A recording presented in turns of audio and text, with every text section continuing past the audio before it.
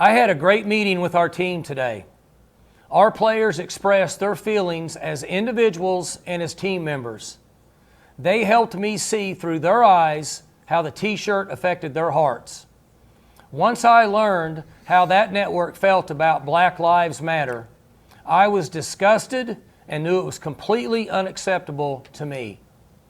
I want to apologize to all members of our team, former players, and their families for the pain and discomfort that has been caused over the last 2 days. Black Lives matter to me. Our players matter to me. These meetings with our team have been eye-opening and will result in positive changes for Oklahoma State football. I sincerely hope the Oklahoma State family, near and far, will accept my humble apology as we move forward. I want to mention this before I move forward. This is Manhood Hour, and I've said it over and over again. It's a spiritual battle. It's a warfare between good and evil, right versus wrong, and that we are born in sin. And what that means is that we were born into crazy families where the father and the mother are not perfect. And if the father and mother are not perfect, you're going to end up becoming like them. And it repeats itself over and over and over again until somebody finally gets it right. And until somebody gets it right.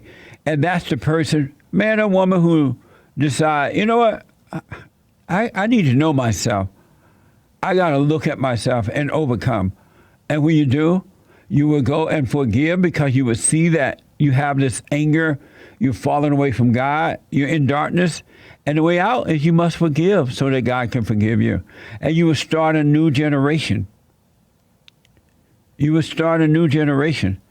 And when you overcome that anger, there are so many things that are amazing that happens in your life.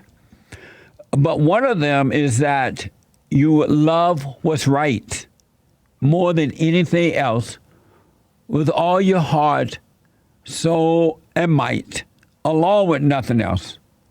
You wouldn't love your money, your friends, so-called friends, your family, your material stuff, your baseball game or football game or basketball game or whatever. You wouldn't love that over what is right. You would love what is right first and foremost, and everything else is secondary. And the reason for that, because you love your father. There's nothing like loving your father. There will come a day when I will return the children to the fathers and the fathers to the children. Thus said the Lord.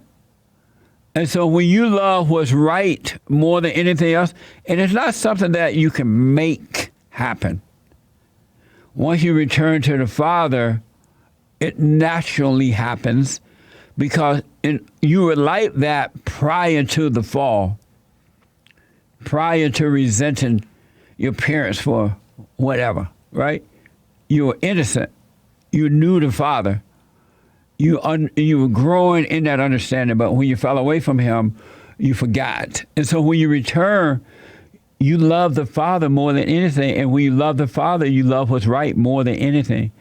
And so and you would find yourself in the world, but not of the world.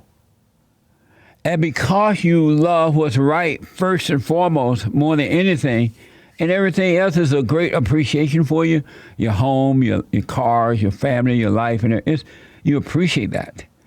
But because you love what's right, you will be honest and fair with all people, and if they don't like it, and they threaten to take away your stuff, it wouldn't bother you because you love what's right, and you know your Father will provide. And so you wouldn't cower down to the children of Satan, the children of the lie, just because they're going to take your stuff. And especially you men, but women do the same thing once they become logical as their father is logical. We love what's right. And I say that because I've come to realize that I come to realize that because I see that white people today, I don't think it's always been that way. When I was growing up, Jerry Falwell and all those guys did not give up the truth for material stuff, as far as I know. But I've come to realize that white Americans love their material stuff more than they love what's right. And the proof is in the pudding. Look at how they bowing down and kissing the feet of thugs.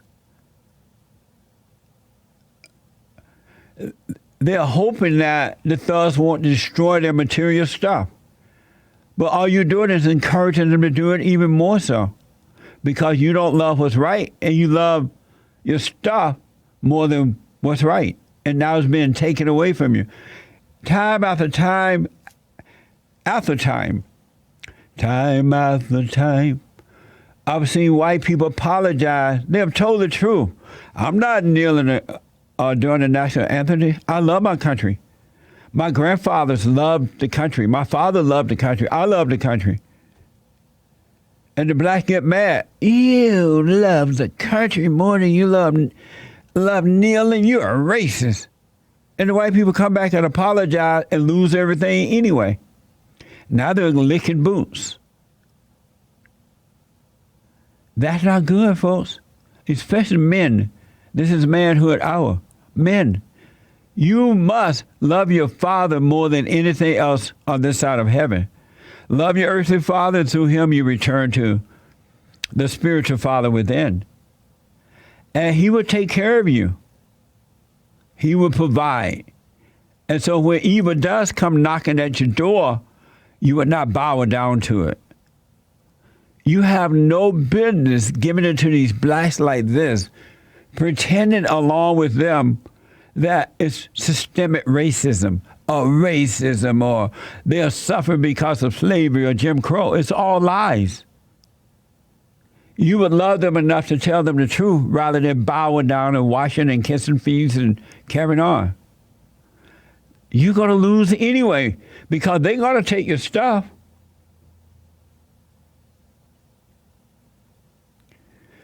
You got to return to the Father. Go and forgive your mothers for turning you away from your fathers. Forgive your earthly fathers for not protecting you from that. And through him, you will love God, and your whole world will change. And then your kids and your kids, all men, your kids and your kids and their kids and their kids will not have to go through that. Because love will get stronger from generation to generation. It is the nature of God. And in that love, there is no fear, no doubt, no hate, no anger, only discernment. You see injustice, but you don't hate it. You're protected from it. You deal with it. This world needs that order back. And men, I've said over and over, you hate it because of who you represent and what you represent. They're lying on you. And white men, you're the last thing left.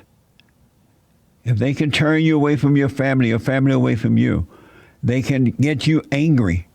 And in that anger, you overreact because all who has anger overreacts.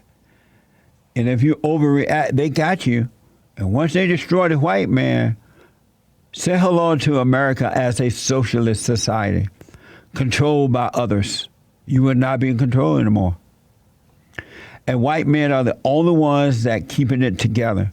There are a few black men and Hispanics and others who are now waking up and they see what's going on, thank God. But for the most part, the white, straight, conservative Christian man is the only one that's holding it together a little bit. And they're getting you angry. They're causing you to become angry. And if we lose white Americans, the males of white Americans, they call you white supremacist. They call you woman hater, abusive, skinheads, whatever they want to call you, because they want you to become angry and fall into that fallen state. And you can say goodbye to America. Why do you think they want the Great White Hope out? They hate the president because he is holding things together to the best of his ability. He loved the country. He's not one of them. He loved what's right. He can't even trust the right or Republicans. They have fear. They're of their mama and not of their fathers. So I highly recommend men, get to know yourself. You'll see that what I'm saying is true. Go and forgive. And don't, when you go to your mama, don't be like, oh, Mom, I just want to tell you, if I done anything wrong, and I'm sorry for what I did, and I forgive you because you was wrong, whatever. That's not forgiveness. You can help yourself. You recreated her image. And the stuff you were doing in that fallen state was a mirror image of her. You forgive her. You don't owe her an apology. Men and women. And the mother tends to say, I done my best. I took you to get some shoes. I did. Your father wasn't here. That has nothing to do with you. They're the parents. They're supposed to buy you shoes. That's not a favor. It's not something special they're doing for you. Parents are supposed to take care of the children. If you can't take care of the baby, don't make the baby. It's a spiritual battle, folks. It's not physical. And you can tear down all the monuments on this side of heaven, remove all the statues and lie about history and slavery and all that. It ain't going to make things better. It's just going to make it worse. You got to deal with evil with good.